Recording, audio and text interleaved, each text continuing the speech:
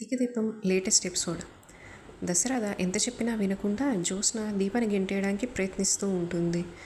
దశరథ వద్దని ఆపుతాడు. కానీ జ్యోత్స్న ఎందుకు డాడీ, దీప ఎన్ని తప్పులు చేసినా తను క్షమిస్తున్నారు అని అంటుంది. అప్పుడు దశరథ దీప ఏం చేసింది అని అడిగితే, లేదు, మిమ్మల్ని తనే షూట్ చేసింది. నా పెళ్ళి ఆపడానికి గౌతమ్ మొదట చెడ్డవాడని చెప్పింది, తర్వాత మళ్ళీ మంచివాడని చెప్పింది. ఇన్ని చేసినా మీరు ఇంకా తను క్షమిస్తున్నారు అని గట్టిగా గెంటేయడానికి ప్రయత్నిస్తుంది. ఈలోగా కార్తీక్ వచ్చి దీపాన్ని పట్టుకుంటాడు. దీపాన్ని పట్టుకుని ఎందుకు తన్ని గెంటేస్తున్నారు అని అడుగుతుంటే, జ్యోత్స్న దీపే అన్ని తప్పులు చేసింది, తన వల్లే మా మమ్మీ డాడీ గొడవ పడుతున్నారు, తన వల్లే ఏంటో సుఖశాంతులు లేవు, అందుకే తన్ని గెంటేస్తున్నాను అంటుంది. దీంతో కార్తీక్, ఆపండి, మీరు మర్యాదగా మాట్లాడండి, దీప ఏ తప్పు చేయలేదు అని చెప్పి గట్టిగా అంటాడు. లేదు, మీ అమ్మ నాన్నని విడదీసినట్టే మా అమ్మ నాన్నని కూడా తను విడదీస్తుంది ఈ గొడవలతోటి అంటుంది జ్యోత్స్న. దాంతో కార్తీక్ చాలా కోపంగా, మీరు మర్యాదగా మాట్లాడండి, మా అమ్మ నాన్న విషయం ఇక్కడికి తీసుకురావాల్సిన అవసరం లేదు, అయినా వాళ్ళు విడిపోవడానికి కారణం మా నాన్న చేసిన తప్పు అని గట్టిగా మాట్లాడతాడు. ఇంతలో జ్యోత్స్న, అగ్రిమెంట్ రాసింది నువ్వు ఒక్కడివే ఇంట్లో ఉండు అని అంటుంది. ఈలోగా కార్తీక్, లేదు, ఉంటే ఇద్దరం ఉంటాం, లేదంటే ఇద్దరు వెళ్ళిపోతాం, మీరే ఆలోచించుకొని చెప్పండి అని అంటాడు. అప్పుడు అక్కడున్న పారిజాతం, ఏంట్రా ఎంత పొగరుగా మాట్లాడుతున్నావు అని చెప్పి అంటుంది. శివనారాయణ మధ్యలో కల్పించుకుని, వాడు పొగరుగా మాట్లాడట్లేదు, పద్ధతిగా మాట్లాడుతున్నాడు, వాడు చెప్పింది కరెక్టే, మీ ఇద్దరు ఇంట్లోకి వెళ్ళండి అని కార్తీక్ దీపని ఇంట్లోకి పంపిస్తూ ఉంటాడు.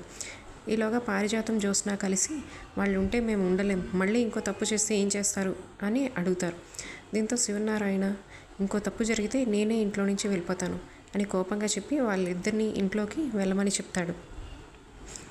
ఇంకో సన్నివేశంలో అనసూయ, కాంచన కలిపి శౌర్యతోటి సంతోషంగా అన్నం తినిపించుకుంటూ మాట్లాడుకుంటూ ఉంటారు. ఈలోగా శౌర్య, అమ్మా నాన్న ఎందుకు జ్యోత్స్న వాళ్ళ ఇంటికి వెళ్తున్నారు, అక్కడ ఎందుకు ఉంటున్నారు, మనకి రెస్టారెంట్ ఉండేది కదా, అది ఏమైంది, నాన్న ఒకప్పుడు CEO కానీ ఇప్పుడు ఏం చేస్తున్నారు అని అడుగుతూ ఉంటుంది. వాళ్ళకి ఏం చెప్పలేక కామ్గా వాళ్ళు ఊరుకుంటారు.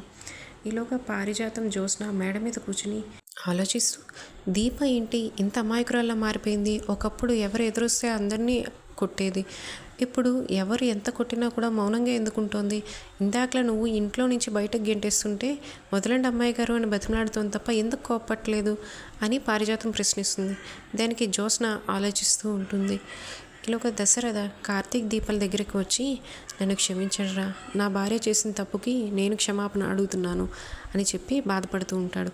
కానీ కార్తీక్, ఎందుకు మావయ్య నువ్వు క్షమాపణ చెప్పడం, అయినా అత్త చేసిన తప్పు వల్ల మాకు మంచి జరిగింది కదా, నువ్వు దాన్నే మనసులో పెట్టుకోకు అని చెప్పి చెప్తాడు. కానీ దశరథ బాధపడుతూ సరేరా అని చెప్పి వెళ్ళిపోతూ ఉంటాడు. ఇది దూరం నుంచి గమనిస్తున్న సుమిత్ర చిరాకు పడుతూ ఉంటుంది.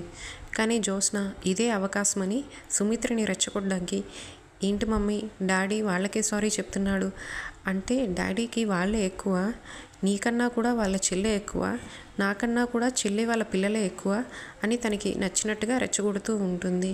కార్తీక్ బయట పూల మొక్కలకి నీళ్లు పోస్తూ ఉండగా పారిజాతం వచ్చి కావాలని కార్తీక్ని బాధపెట్టాలని, ఏంట్రా చాలా బాధలో ఉన్నట్టున్నావు అని అడుగుతుంది. దానికి కార్తీక్, నాకేం బాధ ఉంది, నేనేం బాధపడుతున్నాను అని అడుగుతాడు. కవర్ చేయకురా, నిన్నంత గొడవ జరిగితే నువ్వు సంతోషంగా ఎలా ఉంటావు, కావాలని నీ సత్యనారాయణ వ్రతాన్ని ఇంత గొడవ జరగాలని నేను వాడుకున్నాను అని మాట్లాడుతూ ఉంటుంది. కానీ కార్తీక్ దానికి పెద్దగా రియాక్ట్ అవ్వకుండా, ఓడలు బళ్ళు అవుతాయి, బళ్ళు ఓడలు అవుతాయి, నాకు ఒక టైం వస్తుంది అని పారిజాతంతో అంటాడు.